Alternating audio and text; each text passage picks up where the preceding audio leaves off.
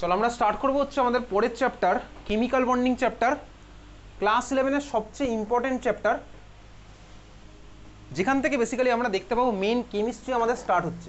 দেখ এতদিন আমরা যে কটা চ্যাপ্টার পড়েছি অ্যাটমিক স্ট্রাকচার, সেখানে অনেক কিছু আমরা হয়তো অ্যাজিউম করে নিতে বাধ্য হয়েছি, কারণ কোয়ান্টামের জিনিসপত্র আমি বুঝবো না বলে ইলেকট্রনের জিনিসপত্র আমাকে কিছুটা অ্যাজিউম করতে হয়েছে। বেসিক কনসেপ্ট অফ কেমিস্ট্রি পুরোটাই ক্যালকুলেশন ওরিয়েন্টেড চ্যাপ্টার ছিল। পিরিয়ডিক টেবিল চ্যাপ্টারও দেখ আমার ছিল হচ্ছে ট্রেন্ড রিলেটেড চ্যাপ্টার, কিন্তু কেমিক্যাল বন্ডিং চ্যাপ্টার থেকে আমাদের কিন্তু মডার্ন অ্যাটমিক স্ট্রাকচারের অ্যাপ্লিকেশন আমি দেখতে পাবো কেমিক্যাল বন্ডিং চ্যাপ্টার থেকে। ঠিক আছে, খাতা হেডিং দেখ কেমিক্যাল বন্ডিং। ওকে চল, তো বেসিক্যালি ভাই কেমিক্যাল বন্ডিংয়ের মধ্যে প্রত্যেকটা বোর্ডেই ক্লাস 9-10 লেভেলে কেমিক্যাল বন্ডিং আমাদের ছিলই। ক্লাস 9-10 লেভেলে কেমিক্যাল বন্ডিংয়ে তুই কী কী টাইপের বন্ড পড়েছিলি বল, কী কী টাইপের বন্ড পড়েছিলি বল বল বল। ক্লাস 9-10 লেভেলে কী কী টাইপের বন্ড পড়েছিলি? তিনখানা টাইপের বন্ড তুই পড়েছিলি, কোভ্যালেন্ট বন্ড, আয়নিক বন্ড, আর একটা কোঅর্ডিনেট বন্ড আর ডেটিভ বন্ড। ঠিক আছে, তো তুই ভাই ক্লাস 11-এও এই জিনিসগুলোই পড়ছি। কার কার মধ্যে পড়বো? সবার ফার্স্ট তুই পড়বো হচ্ছে দুখানা অ্যাটম বা দুখানা এলিমেন্টের মধ্যে বন্ড। ঠিক আছে, তার মানে অ্যাটমের মধ্যে বন্ড তুই পড়তে চলেছি হচ্ছে এখানে অ্যাটমিক যদি পড়ি তাহলে অ্যাটম ভার্সেস অ্যাটম, বা তার মধ্যে আমি কী কী টাইপের বন্ড পড়বো যেগুলো তুই ছোটোবেলায় পড়েছিলি। তার মধ্যে 1 নম্বর পড়বো হচ্ছে ভাই কোভ্যালেন্ট বন্ড, 2 নম্বর পড়বো হচ্ছে ভাই আয়নিক বন্ড। আজকের ক্লাসটা বেসিক্যালি হবে হচ্ছে তোর 9-10 লেভেলের রিভিশন পার্ট।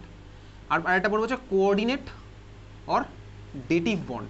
তুই কিন্তু আমার কাছে এক্সপেক্ট করবি না যে স্যার আপনি বলবেন যে এবার লেখো তারপরে আমি লিখবো, আমি সেটা তোকে বলবো না। ঠিক আছে, তুই বড় হয়েছিস ভাই, তুই নিজের মতন লিখবি। ঠিক আছে, অ্যাটম ভার্সেস অ্যাটম এইটা পড়বো।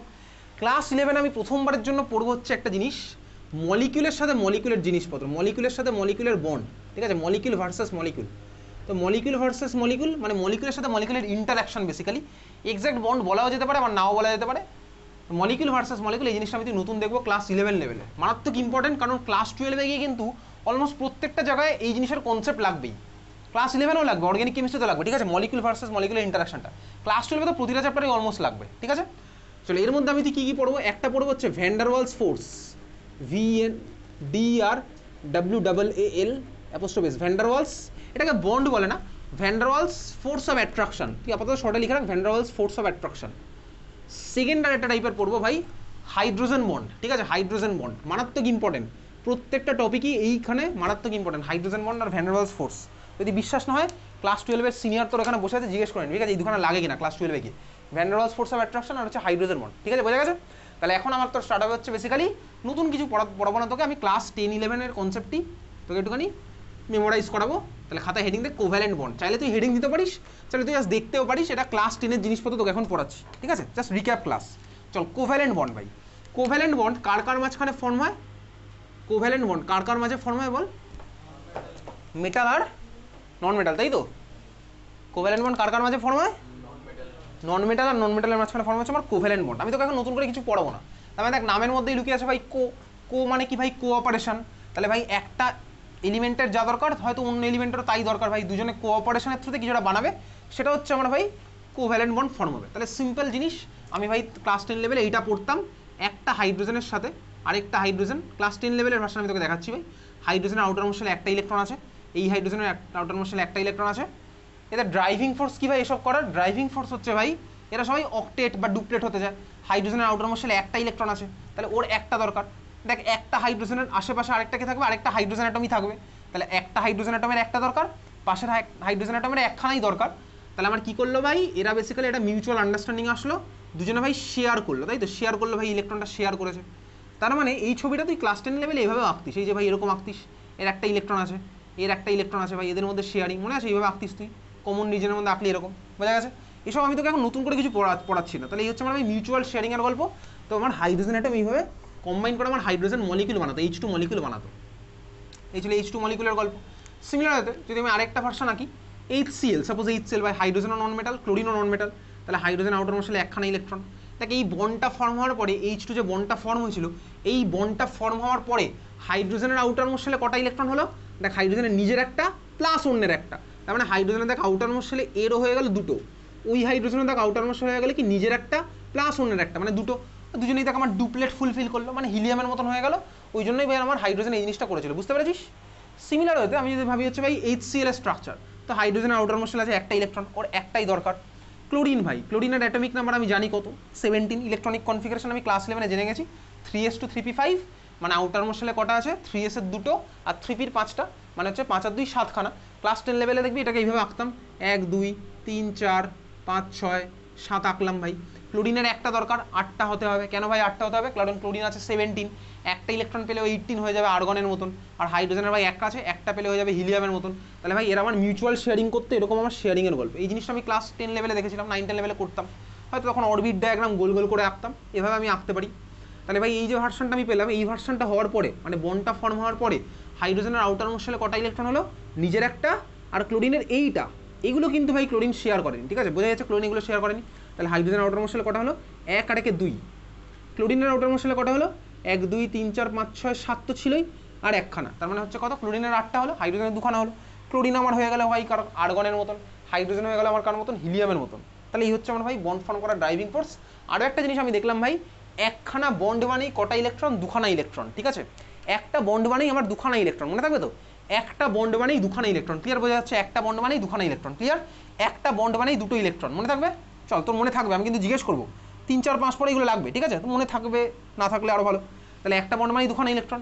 এইবারে ভাই এটা তো আমার মিউচুয়াল শেয়ারিং হলো, মিউচুয়াল শেয়ারিংয়ের ছবিটা আমি আগের ক্লাসে দেখেছিলাম। তাহলে শেয়ারিং মানে কি, মাঝ বরাবর ভাই 2খানা ইলেকট্রন আছে, তাহলে মাঝ বরাবর আমার 2খানা ইলেকট্রন এরকম ছিল। এইবারে ভাই এই যে মাঝ বরাবর 2খানা ইলেকট্রন আছে, তারপরে তো ভাই দুজনে আসল লুপটা দেখানো স্টার্ট করতো। আসল লুপ দেখানো মানে কি, হাইড্রোজেন এবার চাইবে কি, ক্লোরিন ইলেকট্রন যেন হাইড্রোজেনের কাছে চলে আসে, ক্লোরিন চাইবে হাইড্রোজেন ইলেকট্রন যেন ক্লোরিনের কাছে চলে যায়। আমি দেখেছিলাম ভাই, এই কম্পারিজন আমি তোকে দেখিয়েছিলাম। তাহলে জিতবে কে, ইলেকট্রোনেগেটিভিটি যার বেশি সে আমার জিতে যেত। ইলেকট্রোনেগেটিভ অর্ডার আমার আগে লেখাই ছিল, আগের ক্লাসে আমি লিখেই ফেলেছিলাম, ঠিক আছে। ইলেকট্রনিক অর্ডারটা আরেকবার লিখছি ভাই, কী হতো আমার ইলেকট্রনিক অর্ডার, তুই বলবি আমি লিখবো, FONCl BrI SCsP greater than CsP2 greater than CsP3। এটা অলমোস্ট ইকুয়াল টু কার সাথে ভাই, হাইড্রোজেনের সাথে অলমোস্ট ইকুয়াল, ঠিক আছে, sp3 sp2 sp এগুলো আমি সব জেনে যাবো এই চ্যাপ্টারে গিয়ে, ঠিক আছে। sp3 আর হাইড্রোজেন ভাই অলমোস্ট ভাই এরা সেম, তার মানে ভাই এরা অলমোস্ট ভাই, কিন্তু পরিস্থিতির চাপে হয়তো কখনো ভাই ভাইয়ে ঝামেলা লাগবে, ঠিক আছে। এই হচ্ছে আমার ভাই গল্প ছিল। তো দেখ ভাই আমার এখানে ক্লোরিনের ইলেকট্রোনেগেটিভিটি হাইড্রোজেনের থেকে অনেক বেশি বলে, পরে আমার কী হতো, গল্পটা এরকম হয়ে যেত, ক্লোরিন আমার টেনে নিত আলটিমেটলি, ইলেকট্রন ক্লাউডটা কার দিকে, নিজের দিকে টানছে, তাহলে যদি টেনে নেয় তাহলে ক্লোরিনের দিকে আমার পুরো ইলেকট্রন ক্লাউড শিফট করলো। এই হচ্ছে আমার ভাই শিফট করলাম। শিফট করলো মানে কি, শিফট করলো মানে কি আমি সেটা দেখেছিলাম ভাই। তাহলে যে মোর ইলেকট্রোনেগেটিভ তার দিকে আমার পুরো ইলেকট্রন ক্লাউড শিফট করলো। তাহলে ভাই ক্লোরিনের মাথায় কোন চার্জ আসলো বলতো, ডেল্টা মাইনাস, ডেল্টা মাইনাস মানে আমি এর আগে দেখেছি, ঠিক আছে। আর হাইড্রোজেনের মাথায় কি আসলো, delta plus charge, delta plus delta minus মানে কি, এই শিফটিং হওয়ার পরে ভাই ক্লোরিন পুরোপুরি টেনে নেয়নি, হাইড্রোজেনের একটু হলেও অ্যাট্রাকশন আছে।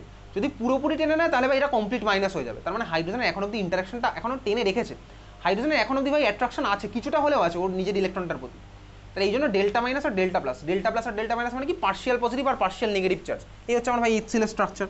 তো তারপরে ধর আমি যদি মিডিয়ামের মধ্যে ওয়াটার অ্যাড করি, তাহলে ওয়াটার অ্যাড করলে কি হবে, তার মানে এর মধ্যে ধর আমি যদি ওয়াটার অ্যাড করি, তখন ওয়াটার গিয়ে ওয়াটার বা যদি কোনো পোলার সলভেন্ট অ্যাড করি, পোলার সলভেন্ট মানে কি বলছি কিছু করবো, ঠিক আছে। তাহলে এর মধ্যে আমি কোনো ওয়াটার और কোনো পোলার সলভেন্ট যদি আমি অ্যাড করি, ওয়াটার আর কোনো যদি পোলার সলভেন্ট অ্যাড করি, পোলার সলভেন্ট মানে আমি এখন জানি না, বলছি পোলার সলভেন্ট মানে কি, তাহলে আমার কী হবে, এই মাঝখানের বন্ডটা ভেঙে গিয়ে আমার এটা কমপ্লিট 2খানা আয়ন বানাবে।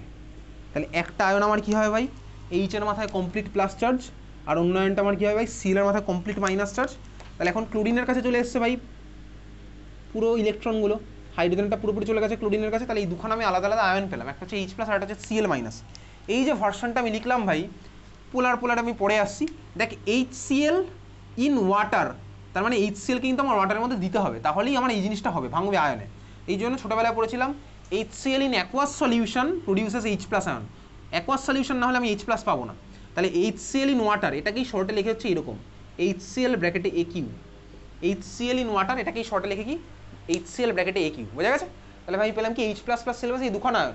এইবারে পোলার মানে কি, দেখ এই যে বন্ডটা ভাই HCl যেটা হয়েছিল, এই যে HCl বন্ডটার দিকে যদি ভালো করে তাকাই, দেখ দেখতে পাবো এই একটা বন্ডের দুটো এক্সট্রিম অপোজিট এন্ডে 2খানা দেখ অপোজিট চার্জ আমার ডেভেলপ হয়েছে। পোলার মানে কি বলতে, পোল মানে আমি জানি 2খানা অপোজিট এন্ড, দেখ আমার দেখতে পাচ্ছি HCl মলিকুলে একটা বন্ডের 2খানা এক্সট্রিম অপোজিট এন্ডে 2খানা অপোজিট চার্জ ডেভেলপ করেছে। তাহলে এটাকে বলে কি বলতো পোলার বন্ড, ঠিক আছে, এটাকে বলা হচ্ছে পোলার বন্ড, বুঝতে পারলি? তাহলে পোলার বন্ড মানে কি, যখন আমি বন্ডের দুখানা এক্সট্রিম অপোজিট এন্ডে দুখানা আলাদা আলাদা চার্জ দেখতে পাবো ওটাকে আমি কি বলবো, পোলার বন্ড। ক্লিয়ার, বোঝা গেছে? দেখ এই যে বন্ডটা এটা আমার কি অ্যাকচুয়ালি ছিল কোভ্যালেন্ট বন্ড, তাহলে HCl বন্ডটাকে আমি বলতে পারি কি বলতো পোলার কোভ্যালেন্ট বন্ড। তাহলে HCl এর এই বন্ডটাকে আমি কি বলবো, পোলার কোভ্যালেন্ট বন্ড, কারণ ভাই এটা কোভ্যালেন্ট বন্ডে আমি এখন পড়ছি। তাহলে ভাই এটা কি হচ্ছে আমার, এটা পোলার কোভ্যালেন্ট বন্ড, বোঝা গেল? পোলার কোভ্যালেন্ট বন্ড। তাহলে HCl মলিকুলটাকে আমি কি বলবো বলতো, পোলার কোভ্যালেন্ট মলিকুল। HCl মলিকুলটাকে আমি কি বলবো, পোলার কোভ্যালেন্ট মলিকুল। ক্লিয়ার, বোঝা গেছে? পোলার কোভ্যালেন্ট মলিকুল। তাহলে HCl হচ্ছে আমার পোলার কোভ্যালেন্ট মলিকুল। তাহলে এবারে তুই বল H2 মলিকুলটা কি পোলার হবে না নন পোলার হবে? নন পোলার। নন পোলার মানে কি, আরে ভাই যেখানে কোনো ডেভেলপমেন্ট হয়নি এরকম অপোজিট চার্জে, সেটা আমার নন পোলার হবে। তাহলে H2 মলিকুল হচ্ছে আমার নন পোলার। কীভাবে? কারণ এই হাইড্রোজেনও টানছে, এই হাইড্রোজেনও টানছে, তো মাঝখানেই থাকবে ইলেকট্রন পেয়ার, কোনো দিকে আমার শিফট করবে না। তাহলে H2 আমার কি হলো ভাই, নন পোলার কোভ্যালেন্ট মলিকুল, বোঝা গেছে? তাহলে নন পোলার কোভ্যালেন্ট মানে বুঝে গেছি, পোলার কোভ্যালেন্ট মানেও বুঝে গেলাম। পোলার সলভেন্ট মানে কি ভাই, অবভিয়াসলি মলিকুলটা ওভারঅল পোলার হতে হবে। ওভারঅল পোলার মানে আমি এখনও জানি না, কেমিক্যাল বন্ডিং যখন মডার্ন কনসেপ্ট ডেভেলপ হবে এখনও 5-6খানা ক্লাস পরে আমি জানতে পারবো ভাই ওভারঅল পোলার মানে কি, ওভারঅল নন পোলার মানে কি। আপাতত একটা সোজা সোজা বন্ড বলে আমি বলে দিলাম, তুইও বুঝে গেছিস, ওই সোজা মলিকুলে বোঝা যাচ্ছে, ঠিক আছে? আচ্ছা, তো ভাই পোলার সলভেন্ট, তো সলভেন্ট মানে তো আমি জানি ভাই সলভেন্ট আর সলিউট মিলিয়ে ভাই আমার সলিউশন ফর্ম হয়। তো পোলার সলভেন্টের সবচেয়ে ভালো এক্সাম্পল হচ্ছে ওয়াটার। অনেক রকমের পোলার সলভেন্ট পৃথিবীতে আছে, তার মধ্যে সবচেয়ে ভালো এক্সাম্পল হচ্ছে আমার ওয়াটার। যাই হোক, চল পোলার নিয়ে আমি আরও জিনিসপত্র আমাদের আছে পরে হবে। তাহলে এই ছিল হচ্ছে আমাদের কোভ্যালেন্ট বন্ড, সিম্পল জিনিস আমি জেনে গেছি, বুঝে গেছিস? চল পরের টাইপের bond, second type of bond যেটা, সেটা হচ্ছে আমি দেখবো হচ্ছে আয়নিক বন্ড আর ইলেকট্রোভ্যালেন্ট বন্ড। 2 নম্বর টাইপের বন্ড আয়নিক বন্ড আর ইলেকট্রোভ্যালেন্ট বন্ড। তো আয়নিক বন্ড আমার কার কার মধ্যে ফর্ম হয় আমার জানা আছে, বল কার কার মধ্যে ফর্ম হয় আয়নিক বন্ড? মেটাল আর নন মেটালের মধ্যে আমার ফর্ম হচ্ছে আয়নিক বন্ড, তাই তো? তাহলে একদম সিম্পল এক্সাম্পল নিচ্ছি, তোর ক্লাস 10 লেভেলের পড়া এক্সাম্পল সোডিয়াম ভাই। সোডিয়াম আর ক্লোরিন মিলে আমার কি ফর্ম করতে, NaCl। সোডিয়াম হচ্ছে আমার ভাই মেটাল আর ক্লোরিন ছিল হচ্ছে নন মেটাল, এদের মধ্যে আমার কম্বাইন করা হবে NaCl। NaCl হচ্ছে আমার আয়নিক কম্পাউন্ড, এসব ক্লাস 10 লেভেলে পড়তাম। তোকে আমি সিম্পল দেখাই ভাই, সোডিয়ামের অ্যাটমিক নাম্বার কত, 11। আউটার মোস্ট শেলে কটা ইলেকট্রন আছে, একটা ইলেকট্রন। তাহলে ভাই সোডিয়ামের একটা ইলেকট্রনকে এইভাবে ক্লাস 10 লেভেলে দেখাতাম। এ আমার কি করবে, একটা ইলেকট্রন ছেড়ে দিয়ে Na প্লাসে কনভার্ট হবে, আর ওই ইলেকট্রনটা বেরিয়ে চলে গেল, বুঝতে পারলি? তাহলে আমার সোডিয়াম কি করলো, একটা ইলেকট্রন ছেড়ে দিল, Na প্লাসে কনভার্ট হলো। এই যে ইলেকট্রনটা বেরিয়ে চলে গেলে কোথায় গেল ভাই, হাওয়ায় ভাসছে না ভাই, ইলেকট্রন ছাড়লো মানে কাউকে এটা অ্যাকসেপ্ট করতে হবে ইলেকট্রনটা। তার মানে এই যে সোডিয়াম ছেড়ে দিয়েছে, ইলেকট্রনটাকে এটা অ্যাকসেপ্ট করবে। কিছুক্ষণ আগেই দেখছিলাম একজন নন মেটাল ক্লোরিনের ভাই আউটার মোস্ট দেখ 7খানা ইলেকট্রন ছিল। তাহলে এই যে ভাই ইলেকট্রনটাও ছেড়েছে, এই ইলেকট্রনটা ক্লোরিন অ্যাকসেপ্ট করবে স্বাভাবিকভাবেই। তাহলে আমি কি বলতো ভাই, এই যে ইলেকট্রনটা হচ্ছে ক্লোরিন আমার অ্যাকসেপ্ট করছে, করে আমার কিসে কনভার্ট হচ্ছে, তাহলে Cl এর আউটার মোস্ট এখন হয়ে গেল কি, নিজের সাতটা তো আছেই, অন্যের একটা ইলেকট্রন এসছে, তার মানে ক্লোরিনের মাথা হয়ে গেল কি বলতো মাইনাস চার্জ, বোঝা গেছে? ক্লিয়ার, বোঝা গেল? তাহলে ক্লোরিনের আমার কি হয়েছে ভাই, মাথায় মাইনাস চার্জ ডেভেলপ করেছে। কীভাবে করলো তুই বুঝে গেছিস ভাই, অন্যের একটা ইলেকট্রন আমার ক্লোরিনের মাথায় এসছে, তাহলে মাইনাস চার্জ আমি এখানে আঁকলাম। আর সোডিয়ামের মাথায় কি হয়েছিল, প্লাস চার্জ। তাহলে আমি দেখ দুখানা অপোজিটলি চার্জড আমি আয়ন পেয়েছি, আমি দুখানা অপোজিটলি চার্জড আয়ন পেলাম। একটা হচ্ছে আমার ক্যাটায়ন, একটা হচ্ছে আমার অ্যানায়ন। কোনটা ক্যাটায়ন, ক্যাটায়ন কাকে বলে, কোনটা ক্যাটায়ন, ক্যাটায়ন পজিটিভ চার্জটা আমার ক্যাটায়ন, তাহলে এটা হচ্ছে আমার ক্যাটায়ন, এটা আমার অ্যানায়ন। এইবারে যে ক্যাটায়ন আর অ্যানায়ন ফর্ম হলো ভাই, এই ক্যাটায়ন সাপোজ Na প্লাস আর এই যে অ্যানায়ন আমার হয়েছে ভাই Cl মাইনাস, এদের মধ্যে আমার থাকবে কি ভাই, electrostatic force of attraction. Oppositely charged আয়নের মধ্যে ইলেকট্রোস্ট্যাটিক ফোর্স অফ অ্যাট্রাকশন থাকে, ঠিক আছে? যদি ক্লাস 9-10 পড়েছিলি ইলেকট্রোস্ট্যাটিক ফোর্স অফ অ্যাট্রাকশন থাকে, এর মধ্যে থাকবে কিন্তু ইলেকট্রোস্ট্যাটিক ফোর্স অফ অ্যাট্রাকশন। কোনো মিউচুয়াল শেয়ারিং হয়নি, কিন্তু সোডিয়াম পুরোপুরি ডোনেট করে দিয়েছে, কমপ্লিট ডোনেশন হয়েছে, ঠিক আছে? তাহলে সোডিয়াম কমপ্লিট ডোনেশন করেছে। এখানে কিন্তু এরকম নয় যে ভাই সোডিয়ামের ইলেকট্রনটা এই বন্ডের মাঝ বরাবর আছে, এরকম কোনো গল্প নেই। সোডিয়াম কমপ্লিটলি দিয়ে দিয়েছে, দেওয়ার পরে দুখানা অপোজিটলি চার্জড আয়ন হয়েছে, আয়নের মধ্যে ইলেকট্রোস্ট্যাটিক ফোর্স অফ অ্যাট্রাকশন যেটা, সেটা হচ্ছে আমার আয়নিক বন্ড। তার মানে বেসিক্যালি আয়নিক বন্ডকে কিন্তু বেসিক্যালি কখনো এইভাবে দেখানো যায় না, এইভাবে দেখানো কিন্তু ভুল। এটা বেসিক্যালি কোভ্যালেন্ট বন্ডকে এইভাবে আঁকে, ঠিক আছে? বুঝতে পেরেছিস? কোভ্যালেন্ট বন্ডকে কিন্তু এইভাবে আঁকে, যেটা কিছুক্ষণ আগে আমি এঁকেছিলাম। আয়নিক বন্ডকে এইভাবে দেখানো যায় না, আয়নিক বন্ডকে এরকম আইদার তুমি শর্টে লিখে দাও NaCl, বা যদি দেখাতে দাও তাহলে এইভাবে দেখাতে হবে, এরকম, ঠিক আছে? বোঝা গেছে? তাহলে এই ছিল আমার আয়নিক বন্ড NaCl। তুই আমাকে বলবি এই যে NaCl মলিকুলটা আমি আঁকলাম, এটা কি পোলার না নন পোলার, বল? NaCl কি পোলার হবে না নন পোলার হবে? কি আকাশ পাতাল ভাবছিস বল? NaCl হচ্ছে আমার কি মলিকুল, পোলার। কেন ভাই, এ তো আগে থেকেই প্লাস মাইনাসে ক্রিয়েট হয়েই আছে, এটা আগে থেকেই ভাই চার্জ সেপারেটেড হয়েই আছে। তার মানে আমার কি হলো বলতো, পোলার মলিকুল, বোঝা গেছে? হাইলি পোলার, আয়নিক কম্পাউন্ড হাইলি পোলার, এ আগে থেকেই ভাই আমার চার্জ প্লাস মাইনাসে ক্রিয়েট হয়ে আছে, বোঝা গেছে? তাহলে আয়নিক কম্পাউন্ড হচ্ছে প্রথম থেকেই পোলার, এ পরে আর পোলারিটি ডেভেলপমেন্ট করবো, আগে থেকেই পোলার হয়ে আমার বসে আছে। ক্লিয়ার?